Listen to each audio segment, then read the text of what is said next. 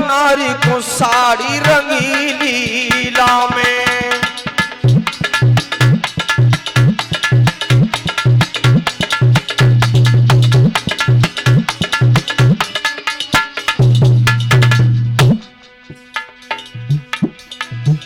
कर नारी के हाथ में चूड़ी नाई, अरे चूड़ी नाई।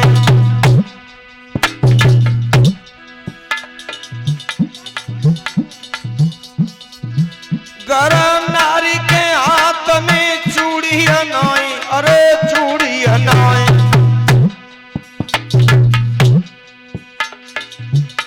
पर नारी को झुमकियां हाल बनवावे।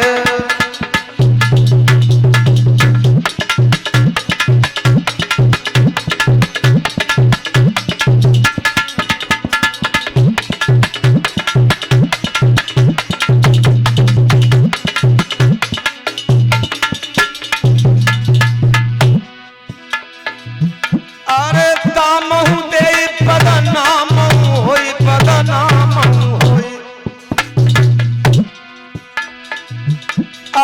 दामऊ ते बदनामऊ होई, बदनामऊ होई। जात जाम की खातिर नाम डुबावे।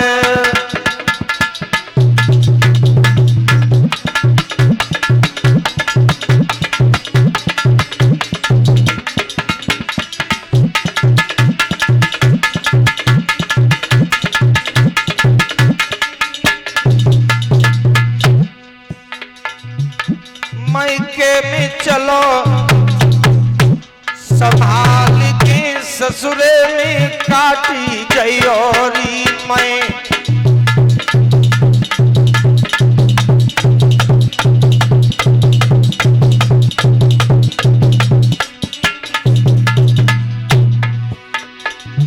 ससुरे में काटी जयो,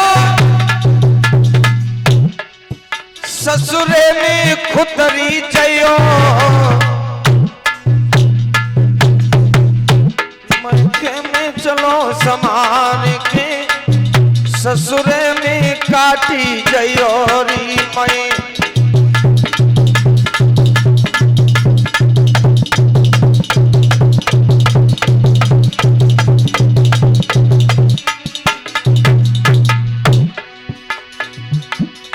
धर्मराज जब लेखो मांगे, उनको कहा बतयो। करी करी याद आई करमन की, सिर धुने धुने पछतयो। मैके में चलो संभाल के, ससुर में काटी जयोरी मैं।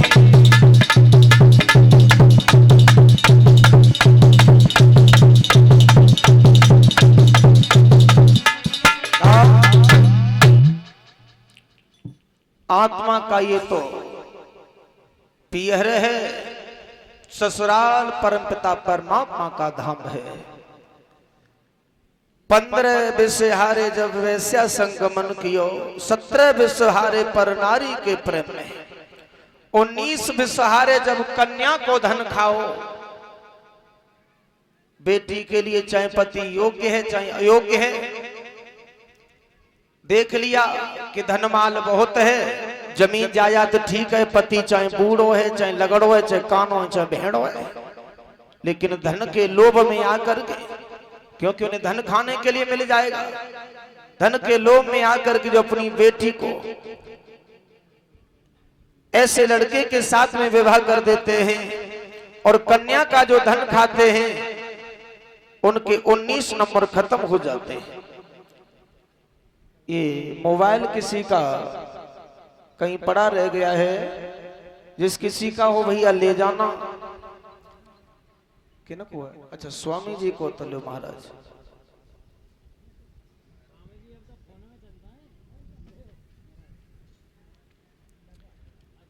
उन्नीस विषहारे जब कन्या को धन खाओ और 20 विषहारे हरे नाम के विसारे से, जिसने भगवान के नाम को भुला दिया उसके 20 नंबर खत्म हो जाते हैं।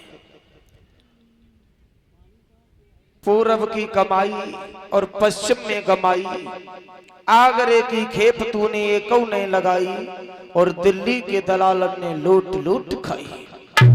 क्या मतलब? हमारे कुछ पूर्व जन्म के संस्कार थे, पूर्व जन्म के सत्कर्म थे, जो इस बार हमें भगवान ने मनुष्य का शरीर दे दिया। पूरब की कमाई पश्चिम में गमाई, यहाँ आकर के खाने कमाने में, खोटे कर्म करने में सारा जीवन बर्बाद कर दिया। आगे के लिए कुछ नहीं किया, अगले जन्म के लिए कुछ नहीं किया। आगरे की खेप तूने एको नहीं लगाई, और दिल्ली के दलालन ने लूट लूट खाई। दिल्ली के दलाल कौन है? काम, क्रोध, लोभ, मोह, अहंकार, ये दलाल हैं, आत्मा को लूटते ठगते रहते हैं। इसलिए ध्यान रखना, जितना समय मिले भगवान के ध्यान में लगाओ, भजन में लगाओ। प्रहलाद को मारने का प्रयास किया, लेकिन भगवान ने वहां भी प्रहलाद की रक्षा की।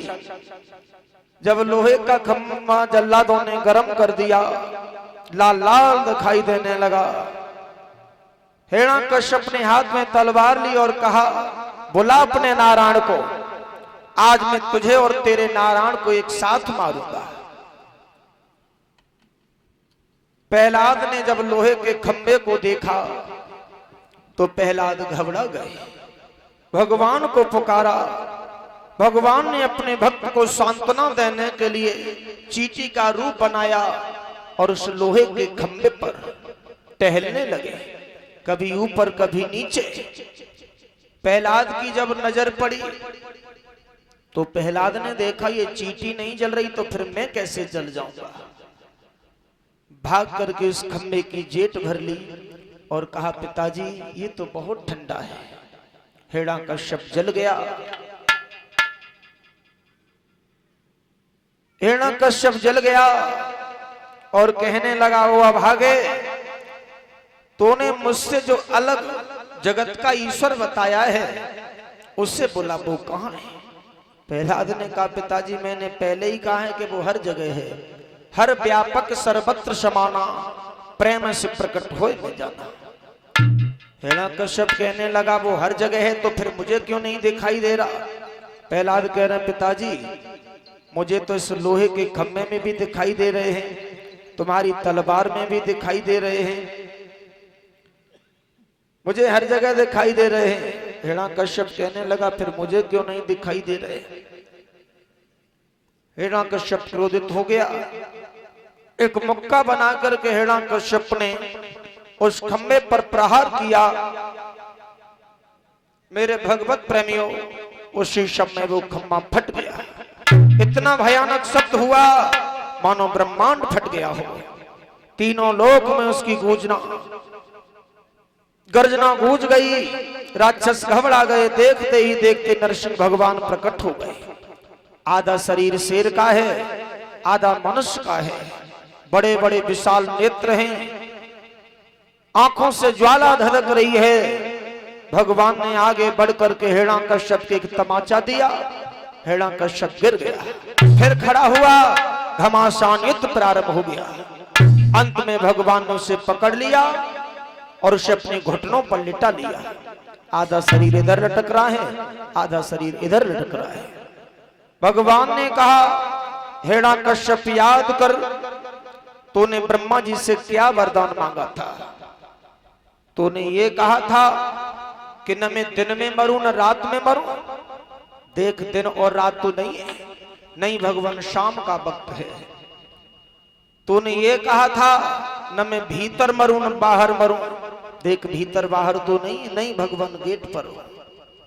तूने ये कहा कि न ऊपर मरूं न नीचे मरूं। ऊपर नीचे तो नहीं है, नहीं भगवान आपके घुटनों पर हो।